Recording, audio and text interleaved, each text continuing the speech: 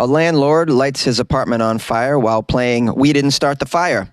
A city removed all of the trees to cut down on public sex. And a new ride-sharing app has drivers who carry guns. These are the weird stories for Thursday on Weird AF News, the only daily weird news podcast hosted by a comedian inside a closet. I got 3 weird stories from all over the world for you. A landlord set an apartment on fire while blasting We Didn't Start the Fire. That's a song, by the way. We Didn't Start the Fire by Billy Joel. You've all heard it. It was a very popular 80s track. Duluth, Minnesota. A Duluth, Minnesota landlord was charged with setting fire to his own apartment, while blasting Billy Joel's We Didn't Start the Fire as the fire department arrived. I'm sure that was a first for the fire department. Travis Lee Carlson is his name. Nobody with the name Travis Lee anything has ever done anything upstanding in the world. If you live next to a Travis Lee, whatever, just move away. Travis Lee Carlson is charged with first-degree arson after the prosecutors say he intentionally set his apartment ablaze. Why would you light your own apartment ablaze? Is this some sort of insurance scam? The court documents say that the police were called to the fire just after 4 a.m., When first responders arrived, they saw flames jumping from the upstairs apartment, which was occupied by Travis Lee Carlson, who's a big Billy Joel fan and a big fan of fires.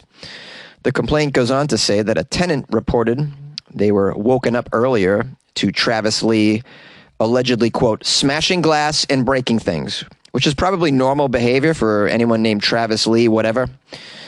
About 20 minutes later, Travis knocked on the tenant's door and said the building was on fire. By the way, the building's on fire. Yeah, I did that. Can I now borrow your Bluetooth speaker? I'd like to play We Didn't Start the Fire really loudly as the fire trucks arrived. Yeah, I'm making a short film. A neighbor called 911 and reportedly saw Travis Lee at 3:30 a.m. wearing a helmet, smashing his own windows. So at least he cares about safety. He put a helmet on before he started smashing the windows. Did he put a fireproof suit on before he lit the apartment on fire? The neighbors said they saw Travis Lee under his truck with gas cans going in and out of the home as well. The witness says they then saw what appeared to be fire coming from the apartment, according to the criminal complaint. Investigators investigated what needed to be investigated, and the investigation found that a hole was drilled in the gas tank of Carlson's truck with a drill laying right next to it, because why hide that? Gas cans lying on the ground by the truck. There were traces from a burned accelerant, several wires pulled out from the electrical panel. The court documents say when Carlson was found the next day, he even had fresh burn injuries to his arms and legs. Well, it would seem to me all the evidence points into Travis Lee starting the fire. I'm going to do an impression of Travis Lee's lawyer at this point. I call Billy Joel to the stand, Your Honor. He can testify without a doubt that my client did not start the fire. He will tell you it was always burning, in fact, since the world has been turning. I just love the idea of him playing it on the loudspeaker. And he wasn't there, clearly, because they didn't find him till the next day. So he put on the song on the loop, I assume, for the fire department to hear when they arrived and then walked away. That wasn't the proper song, though, for this. The proper song to play was The Roof, The Roof, The Roof is on fire. We don't need no water, let the mofo burn. He'll flip you. He'll flip you for real. Yay! A city cuts down trees to stop the sex and drugs. The story's out of the UK. Plymouth City Council has been accused of butchering some trees after it cut down some palm trees growing in a neighborhood called Hoe in order to stop people from using the area for sex and drug taking. Yeah. Well, it's called Hoe. What do you expect? People are going to use it for sex. Your neighborhood's called Hoe. There's a lot of hoeing going on over there. It's a place for sex. People like to have sex near trees.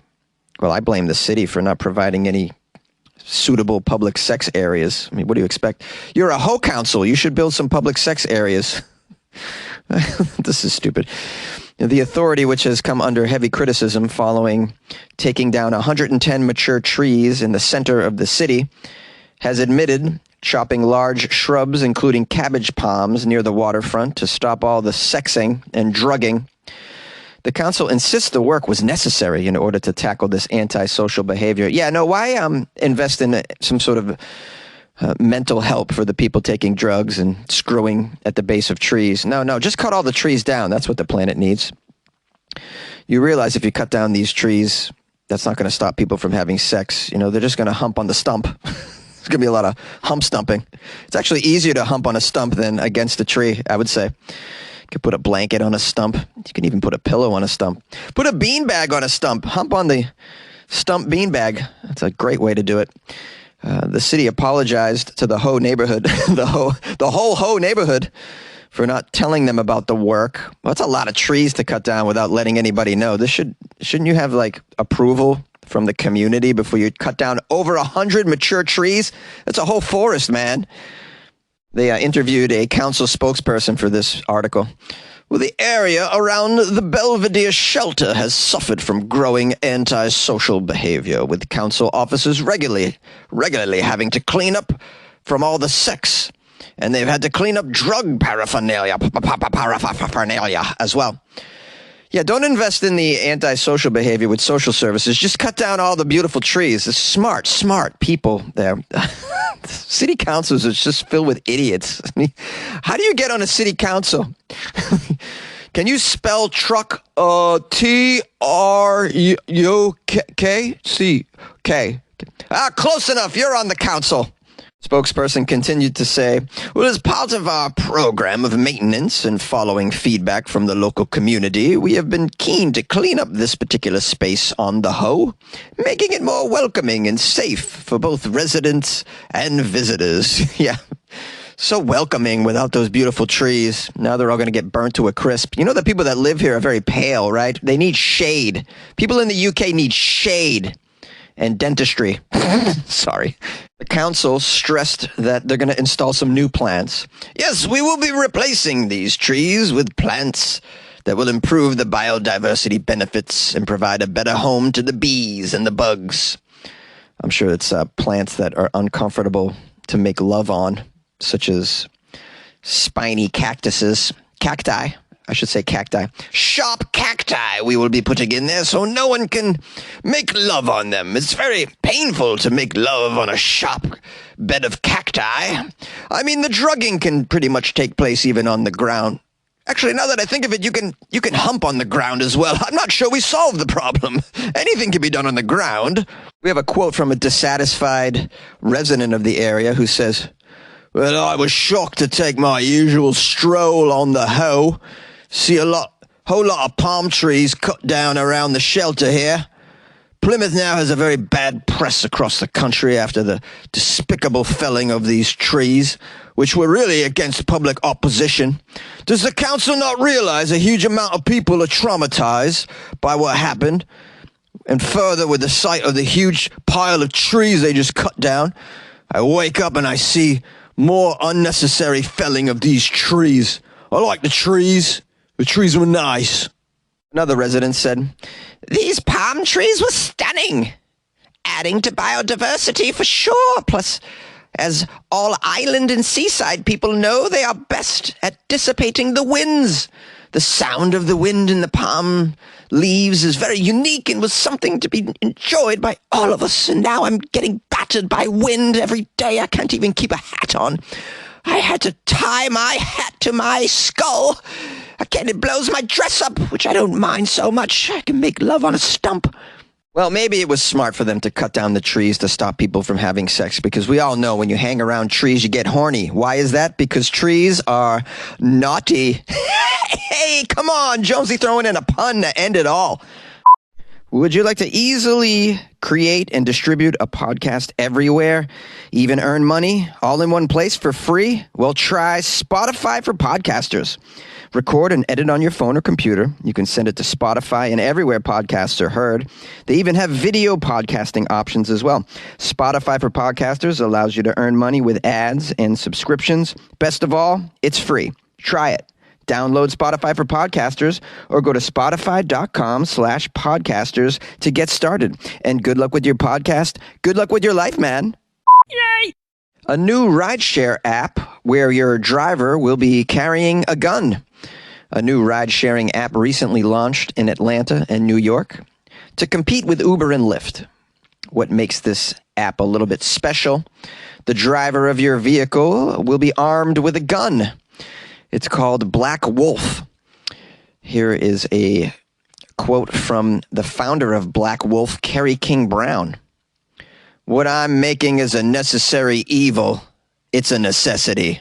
Yes, it's a necessity, because I know when I'm getting picked up by a stranger in a stranger's car, I feel really comfortable when that stranger's also got an AK. That makes me feel really at home. I know I'm going to get safely to wherever I'm going.